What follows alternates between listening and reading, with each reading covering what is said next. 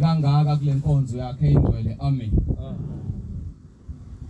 Kodwa okokuqala engifisa ukukucela ukuthi sengathi ukubuthana kwethu kule nkonzo umuntu nomuntu ubengaphuma ezuzile okuthile. Siyasibona uma kuyimhlangano kaJehova engcwele, ma uJehova sevala umhlangano abe isibusiso kuzona zonke igaba zabangcwele, kodwa sibuye singaphethe lutho. Angizoba mude kakhulu ngokukhuluma, ngizothi nje istep esodwa emuva bese ngibamba esodwa phambili bese ngihlala phansi. Amen. Enkonzo kusho ukuthi lo ophambi kwethu namhlanje ilo ekade sina izola ibonkosi. Mhlawumbe kukhona ukudideka kwabanye ngokulandela amaphephandaba nemisakazo, bagcine bengasaboni ukuthi kwenzakalani. Ngizoshaya amagxatha amabili lapha ezweni lakithi eMkhomazi khona umuzi wakakhathi osesigodini sasemkhunya. Kwake kwenzeka eminyakeni eminingi edlule kuzongena udwendwe umshado, sekugayiwe utshwala, kwenziwa yonke into. Kuthe phakathi neviki kwasekugaleleka amaphoyisa. Ayesefika amaphoyisa athi njengoba sizela ekhaya size ngodaba nalensizwa inecala elithile yalenzayo kufanele siyithathe iyoboshwa. Lensizwa ikhombayo umkhwenyana uzoqedelwa ngempela sonto. Base beshaya amakhanda abomndeni, base bawongenisa endlini amaphoyisa basehlala phansi esechazela ukuthi lo muntu enithi nizombopha njengoba nibona imbiza ayiphihlika kuze udwendwe lekhaya uyagadelwa ngayo yona lempela sonto siyakuya. Manje uma nina nithi lo muntu uyoboshwa njoba isonto seliqalile nje kuzokwenziwa njani?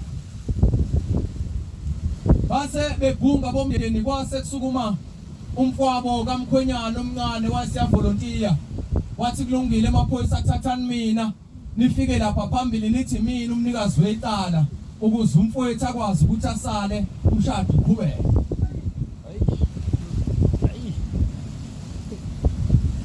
Ayesevuma amaphoyisa ngoba nawo ayemaphoyisa kodwa ayibantu ayasibona isimo salomndeni. Wayesethathwa lo mncane esehambe yoboshwa, waselisalelesina kwakuhle ngalana umkhwenyana lanihliteke kwakudlula kwanjeya. Laselishaya usuku lokuthi lo owahamba wayoboshwa eboshela umne wabo makagwetwe enkantolo. Inkantolo yayisimnquma intambo yathi ngosuku oluthile uyobulawa. Babizwa bafika bazombona wayesethathe yobulawa. Bathi yabazi abadala umuntu uma ekumunye intambo yaninganikwa ngisho umzimba wakhe. Wayesethathwa wayesehamba eyokwenziwa lokho kwenziwayo. Wayesesala umnikazi wecala emuva, wasala nemakoti, bazala ingane, kwakuhle kwakhulu umuzi kwanje ayana. Kuthe sekuhamba isikhathi wayeseyashona naye lo baba. Zase isana ingane seyisele nomakoti osizini lokuhlupheka, zifuna imisebenzi azitholi, intombi ayigani nezinsizwa ayigani. Kodwa ngokukhulu kaShembe lahamba izwi likaShembe laze lafika endlebeni zalo mama ukuthi khona umuntu osiza abantu ekuthiwa uShembe. Wayesehamba lo mama esemzini oyingcwele phakathi komuzi wasePheni bamaNazaretha. Wayesefika ibona inkosi yomsana nesithembiso, inkosi uThixo. Wayeselibika udaba ukuthi phakathi kwekhaya siyadinga, siyaswela, siyazama, siyakwenza konke okushiwoyo kodwa sibone inqubekela phambili. Yayisimchazela inkosi yamaNazaretha ukuthi inkinga enibhekene nayo phakathi kwekhaya kunomuntu owahamba owafela ejele owayeyobambela umyeni wakho.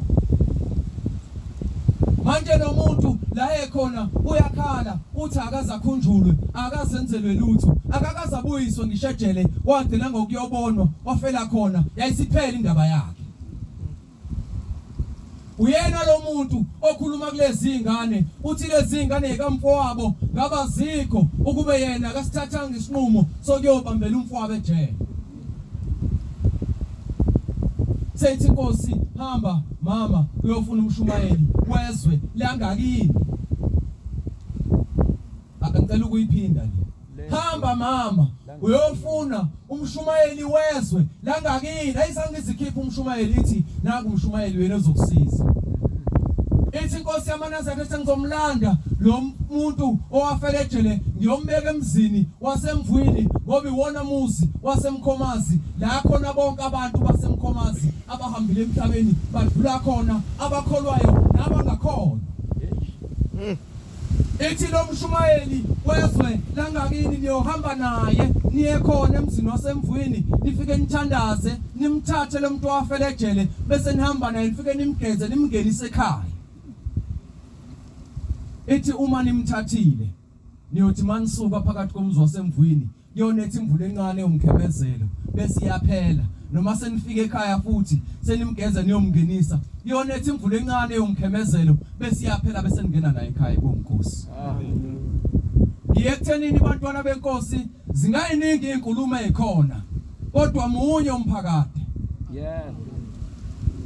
Wayesehamba lo mama waphindela emakhaya wafika emakhaya wabuza kumaNazaretha wathiwa nanga umshumayeli waya kumshumayeli uMajosi wamchazela base behamba walungiswa ekhaya ukuthi umuntu uma ngabe ehambe ngaleyo ndlela ulungiswa kanjani. Base behamba beye ethempelini bafike babiza umshumayeli uMadlala bangena naye esontweni bafike bathandaza bacela ukumthatha baphuma naye bathi bephuma la ishaya imvula njalo njeba bangene emotweni zakhuphuka zibheke esigodini sasemkhunya zathi mayifika zima ngaphandle komuzi la kufanele alungiswe khona ukuze angene kahle ekhaya esehlambulukile yaphinde futhi layishaya imvula ibonkosi. Angithathe sokugcina bese ngihlala phansi. Sibuya kwi lockdown bangcwele kuleli alizwe lenkosi umqadi sike sazuza inhlanhla abantu behlele emakhaya kuba bengabonwa uhulumeni esimise kabi. Yayisifika inkosi uNyazi sasesizwa ukuthi cha inkosi iyeza iza lapha esigodlweni senkosi umqadi khona ezobhunga nje nenkosi umqadi okuphathelene namabhizinisi ayibonkosi. uShembe bangcwele simlandelayo akaphili ngemali yamakhono. uShembe simlandelayo akancenge intengo yokuthi uma ngase singamlandela ngalapha. Ayisehlangana amaNazaretha athi noma ngabe uhulumeni uvalile uNyazi lelo kukhulunywa ngalo ngeke nokuthi mase lifikile singayi phambi kukaShembe. Basebenza labantu bendawo abangewona amaNazaretha bathi sihlale siswa ngaye ekhulunywa emaphepheni na TV siyombona ngamehlo. Base bebuthana abantu bagcwala egcekeni lenkosi umqadi wayesubaba ekhipha imbenge wathi abantu abanikele wanikelwa kwakuhle kwanjeyana lase lisuku uNyazi liphinde lihleli. Kodwa khona into esale yenzeke emveni kwalokho ngoba kwase kufika uphungelihle. Bayazi abantu abazizwe langakithi kunendawo ekuthiwa kuseyitolo kaLinsi.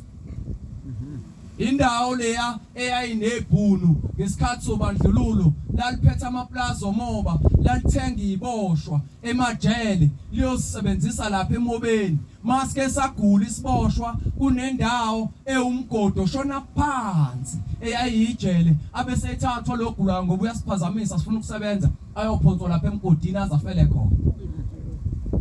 Noma kwenzekile zathi isebenza salimala sakhubazeka asena umsebenzi leso siboshwa bese sithathwa siyofakwa kuleyo ndawo.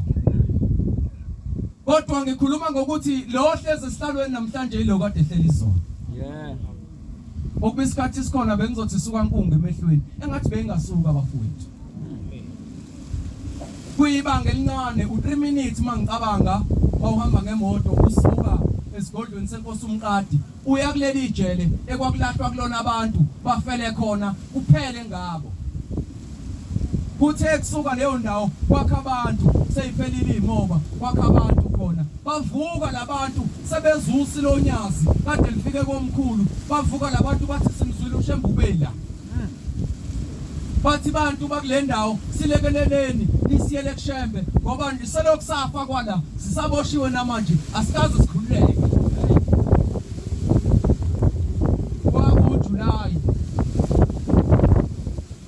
uthunyo enkosini izinto ezivaliwe yakhipha abefundisi kwaphuma abashumayeli bezwe lakithi sengathi besingangabadelela abagcotshwa bakithi sithanda abantu bokuhamba makunezinto phambi sekuqhamuka umshumayeli esezolawula izinto bekhona abagcotshwe endaweni sengathi besingaba nayo leyo nhlonipho makunento edingekayo edinga umgcotshwa siqale kulo wakithi kuqala